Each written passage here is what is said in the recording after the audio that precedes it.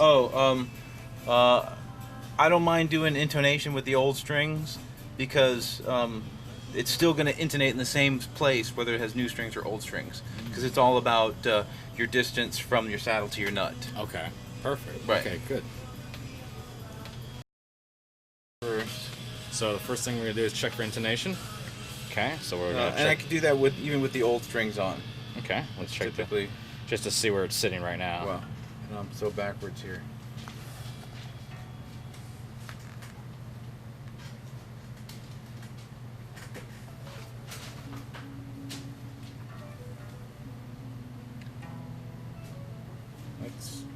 That one's kind of right on.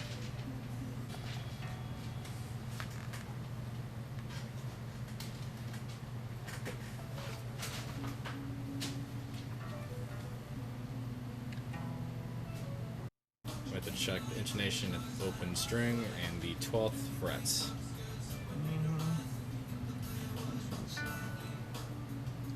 This is off a hair. Okay, so now we're going to go ahead and loosen the nut so we can check the intonation again at the 12th fret.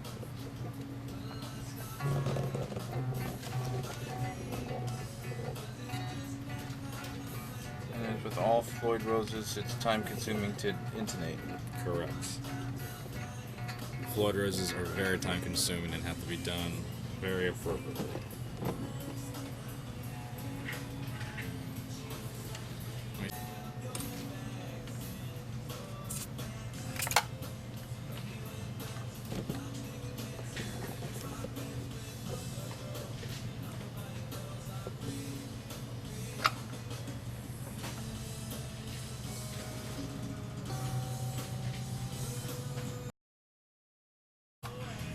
So now we're going to lock down the saddle after we've adjusted the intonation and getting the string locked in.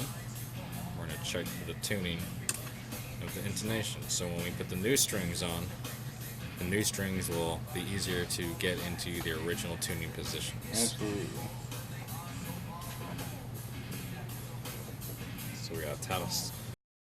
So we get the intonation checked. We check with the tuner. Everything is dead on. Got the open E and the 12th fret.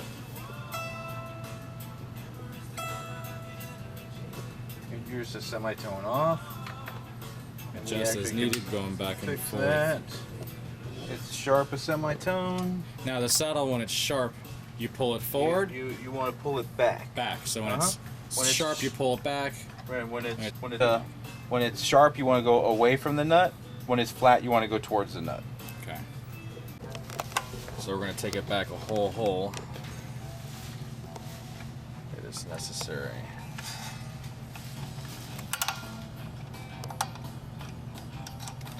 Floyd Rose, there's a couple holes usually, so you choose the hole that fits best for your intonation purposes. Again, if the note is flat, you adjust towards the nut. If it's sharp, you pull away. That's correct. Once we set our saddle in this, we screw her down. Once again. And we try to set up the intonation or locking down the string. Let's make the job much easier for intonation purposes.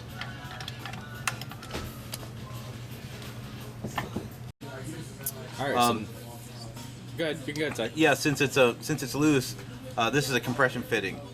It pulls in from the top and the bottom to make it nice and tight. And what we want to do is we just want to make that tight because once you screw your trem arm in, because it's threaded, you're not going to be able to get it out unless you put a pair of pliers or something on here to hold this tight enough to loosen it back up. So since we're already we did the intonation, we're changing the strings. We might as well do that too while we're in there.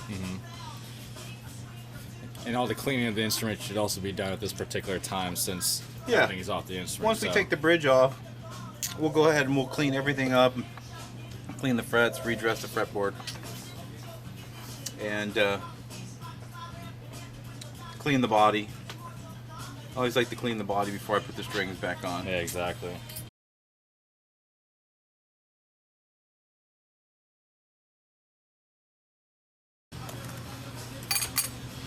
Now we're going to take the springs off.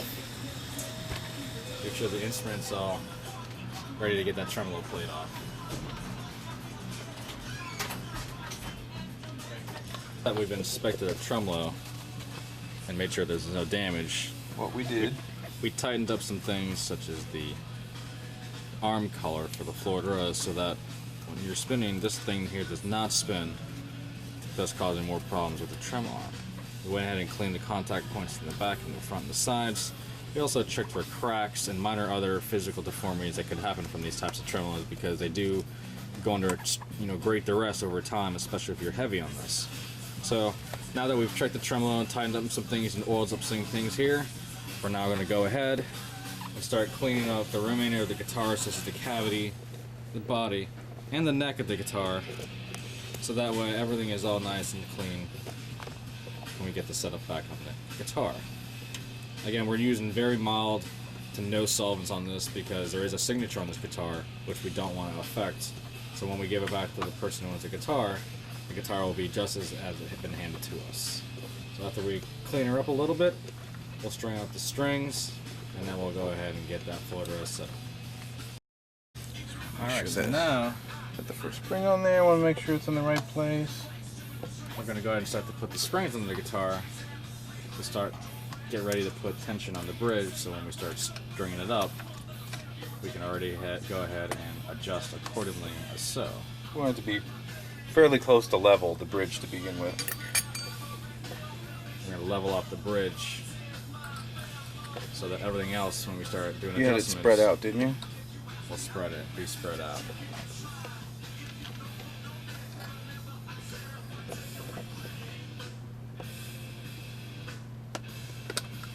Okay.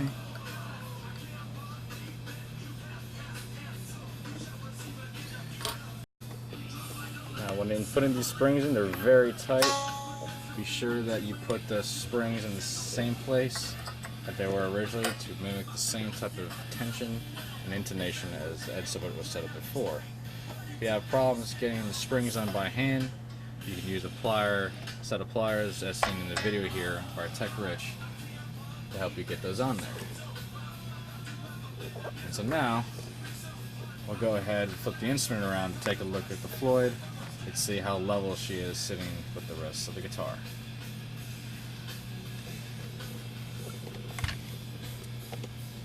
Alright, so now we're going to see a little difference in the height of the tremolo bass. And you're going to see that it sits in the cavity a certain way, and what we needed to do is sit parallel to the rest of the body when we have the strings all set up, so that way we know everything is sitting correctly. So now that we're getting ready to string up the Floyd Rose, there are a couple ways you can string this up because of the lock-in tuners. You can string them up by cutting the ball ends of the string and putting them in the string block holders as such, or you can wrap up the balls at the end of the strings closer toward the headstock, which will give it less windings but also provide a little bit easier tension for all the playing that you do on an instrument. So either one will work, it just depends on your preferences.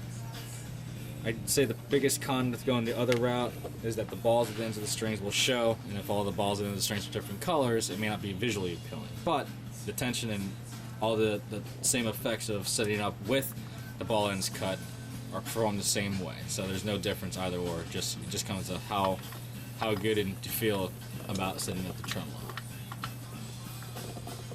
So we'll start by winding one of the outermost strings to start the tension. We'll start with the high E string and get that wound up. And you still don't need but a wind and a half, especially since it's a locking tremolo. Right, so we don't need that much. We just need to get the string some tension. So when we start putting tension on this, it'll start to pull it evenly. And we start it evenly by starting on the outsides of the actual tremolo, the first and the sixth string. That's also a good idea when you're loosening up the back of the string holder blocks.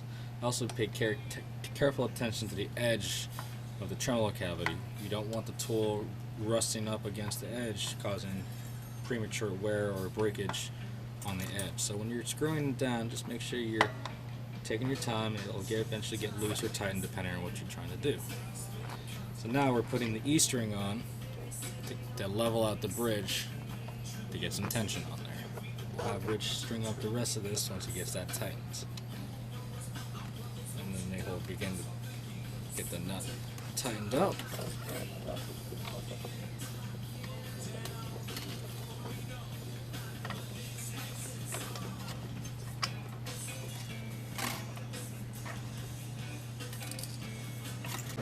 So now Is that the one? Yeah. So now we've got both E strings on. We got some tension on there, just to keep the Floyd Rose going. You'll see at the edge there, it's still sitting a little back in the cavity, but that's not uncommon. We just want to make sure that we get the tension on there evenly, because if you start to tune up the strings individually right away, the tension of the guitar will not hold. So you have to do the tension of this particular types of setups, one string at a time, literally one string at a time. So now we're going to go ahead and start putting on some of the middle strings. This we're going to start with the A string. And you're going to repeat all these steps and work your way from the outside to the middle.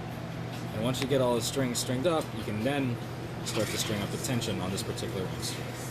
So we'll go ahead and let Rich finish up getting this stringed up with the rest of the strings, and then we'll come back and show you what the next part of this process will be like. So now we've got the strings on the guitar. We put some tension on there. We can start to see how the tension is actually pulling in the bridge, since now all the strings are actually pulling around the same tension.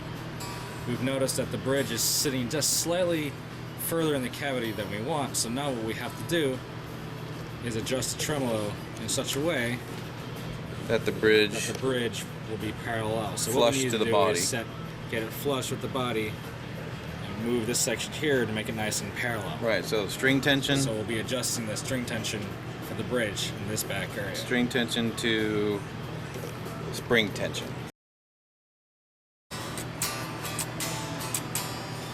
So now we've checked the tension to make sure that the block and the trem are sitting parallel with the body. We can now kind of start to get a feel for the action and the height to see how its playability feels. And at this point, it probably feels pretty good, because a lot of the action is also set up when you're applying tension accordingly to get the bridge up and parallel. Yeah.